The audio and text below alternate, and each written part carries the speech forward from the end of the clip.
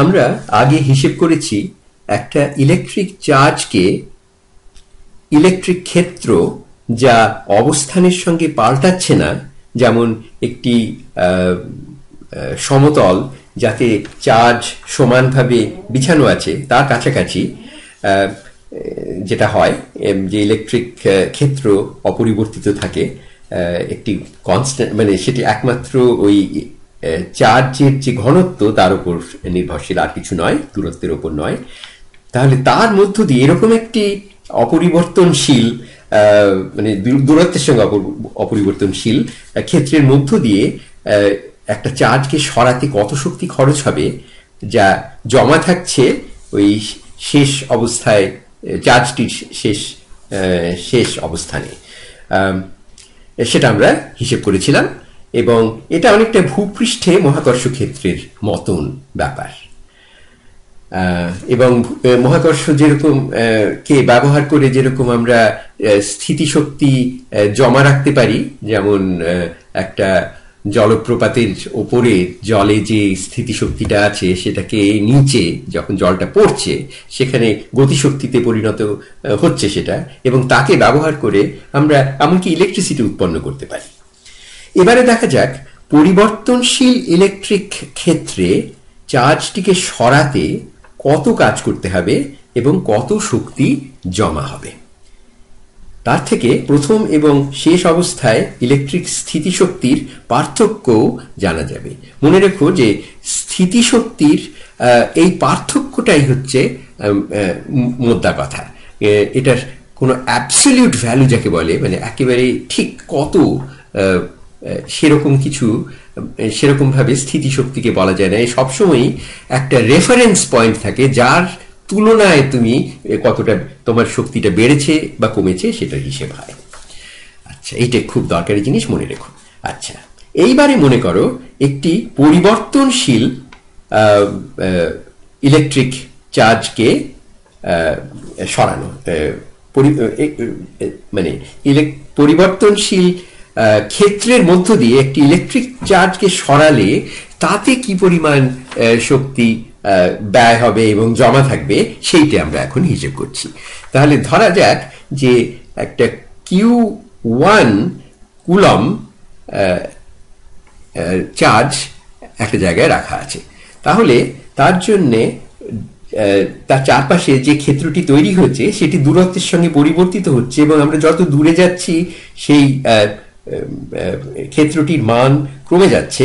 সে কারণেই ওই যে তীরগুলো আঁকা হয়েছে সবগুলো বহির্মুখী প্রত্যেকটাই, এবং তারা হচ্ছে ওই ক্ষেত্রটির প্রতীক, এবং যত দূরে যাচ্ছি ওই দৈর্ঘ্যগুলো কমে যাচ্ছে, তার মানে সেখানে দূরত্বের সঙ্গে ER কমে যাচ্ছে। এবং ER কে আমরা লিখেও ফেলতে পারি, সেটা হচ্ছে কে হচ্ছে কুলম কনস্ট্যান্ট, Q1 হচ্ছে ওই চার্জটি, এবং তার মানে যে বিন্দুতে আমি আর টিকে মাপছি সেটি হচ্ছে আর দূরত্বে Q1 থেকে, কাজেই সেটাকে আর স্কোয়ার দিয়ে ভাগ করতে হবে, এটা কুলমের নিয়ম থেকে আসছে, আর ওই রেডিয়াল দিকটা ওই আর হ্যাট বলে দিচ্ছে আমাদের। আচ্ছা, এবার ER আর বহির্মুখী কেন, সেটা হচ্ছে যে যে Q1টি হাঁধর্মী চার্জ আমরা ধরে নিয়েছি, এবং ঠিক ওই হাঁধর্মী চার্জকে সে সবসময় ঠেলে দিচ্ছে, রিপালসিভ বলে, এবং দূরত্ব বাড়লে ER কমে আসে, সেই কারণেই এরকম হয়েছে আর কি ব্যাপারটা। আমরা সবটাই লিখে ফেলেছি এখন। আচ্ছা, এবারে ধরো একটা Q2 পরিমাণ চার্জকে Q1 10 মিটার, Q1 এর থেকে 10 মিটার দূরে সে প্রথমে ছিল, তাকে এই যে বিকর্ষণ তার বিরুদ্ধে ঠেলে তাকে 5 মিটার দূরত্বে নিয়ে আসা হচ্ছে। আচ্ছা, Q2-র ওপর বলের পরিমাণটা হচ্ছে Q2 কে ER দিয়ে গুণ করলে, আর দূরত্বে আর কি, ওই E দিয়ে গুণ করলে যা হয় তাই, এবং সেটা যদি আমি লিখে ফেলি তাহলে আমরা তো ER-টাকে আগেই লিখেছিলাম, কাজেই ওটা হচ্ছে K, তারপরে Q1 Q2-র গুণফল, তাকে R এর বর্গ দিয়ে ভাগ, দূরত্বের বর্গ দিয়ে ভাগ, এবং ওই আর হ্যাট তার দিকটা বলে দিচ্ছে যে সেটা আর এর বাড়তির দিকে। আচ্ছা, এই বলের বিরুদ্ধে Q2 কে ঠেলে নিয়ে যেতে কতটা কাজ নিয়োগ করতে হবে তার হিসেব কষা যাক।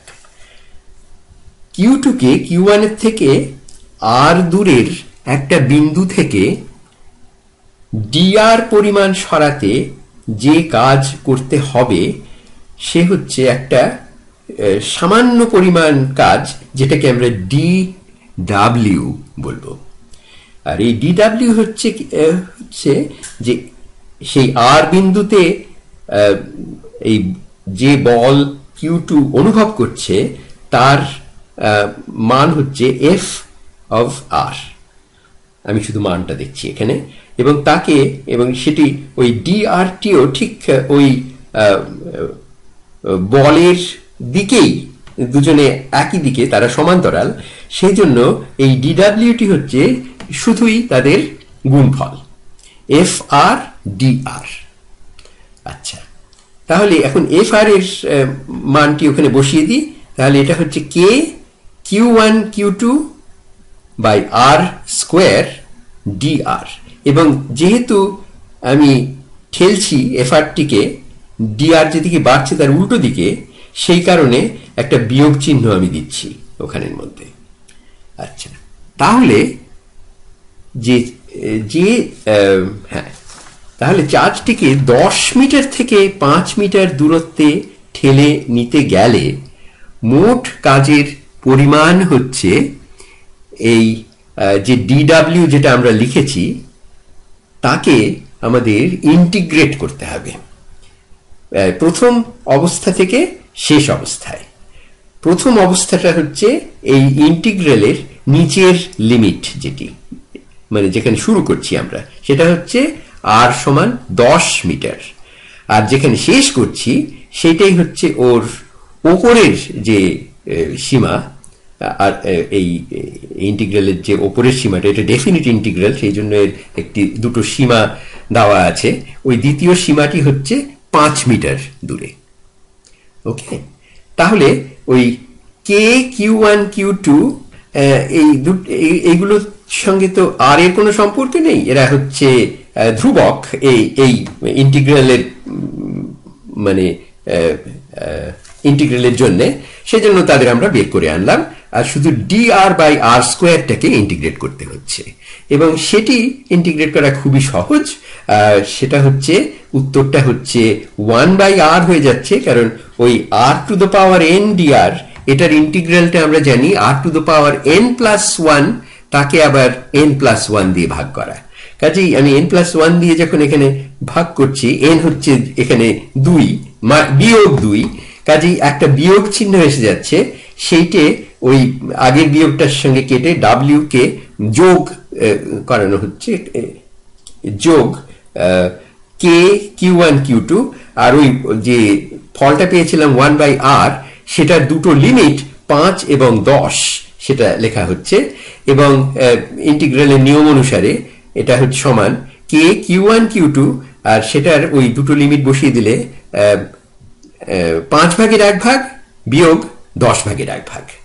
তো এই বিয়োগটা করলে এটা হচ্ছে 10 ভাগের 1 ভাগ হচ্ছে।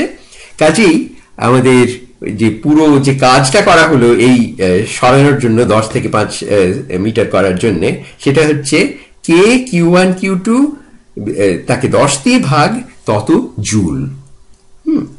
আচ্ছা, তাই 10 মিটার থেকে সরালে ইলেকট্রিক স্থিতিশক্তির পরিবর্তনটা হচ্ছে এই কে Q1 Q2 বা 10 জুল, এবং এটা এখানে জমা রইল। এই মানে এই Q2 কে ওখানে এনে আমি আটকে রেখেছি ধরো, তারপরে যদি আমি তাকে ছেড়ে দিই তাহলে সে ক্রমে তার দূরত্ব বাড়তে থাকবে, যদিও তার ত্বরণ ক্রমাগত কমতে থাকবে, এবং এই গতিশক্তিকে ব্যবহার করে আমি অন্যান্য ধরনের কাজ করতে পারি।